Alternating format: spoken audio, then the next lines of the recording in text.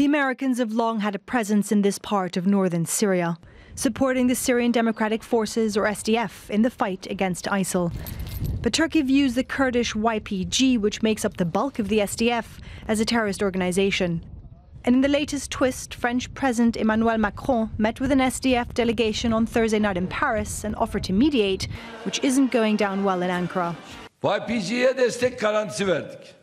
Macron says that he gave guarantee of support to the YPG, that France can be mediators between Turkey and the SDF.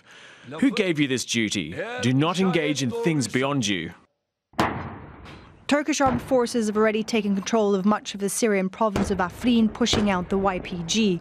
Erdogan has long threatened to push further east onto Manbij, where the US has military bases, and all the way to the Iraqi border. The Americans have also been monitoring the potential front line between Kurdish fighters and the Turkish-backed Syrian rebels who are nearby. And to complicate matters even further, the US Commander-in-Chief had this to say. And by the way, we're knocking the hell out of ISIS. We'll be coming out of Syria like very soon. Let the other people take care of it now. Very soon. Very soon we're coming out. That boast goes against what American commanders have been saying all along, that the US will remain in the northeastern part of Syria for now to prevent the resurgence of ISIL. Trump caught even the State Department off guard. I can't comment on what the president supposedly said. I haven't seen it. I'd have to refer you back to the White House. He didn't supposedly say it. Well, I have not seen it myself. He said it. I have not seen that myself. Okay.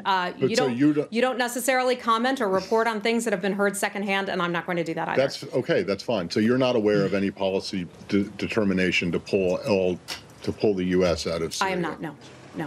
The US presence in Syria gives it a stake at the negotiating table, as long as troops maintain their presence in the Kurdish areas. The war in Syria is now entering a phase where Russia, Turkey and Iran are in the process of bartering for their strategic interests. The Kurdish YPG currently controls around 20% of territory in Syria, the second highest area of land after President Bashar al-Assad and his forces. Turkey wants that to change, and it's anyone's guess how it will all play out. Stefanie, Dekker, Al Jazeera.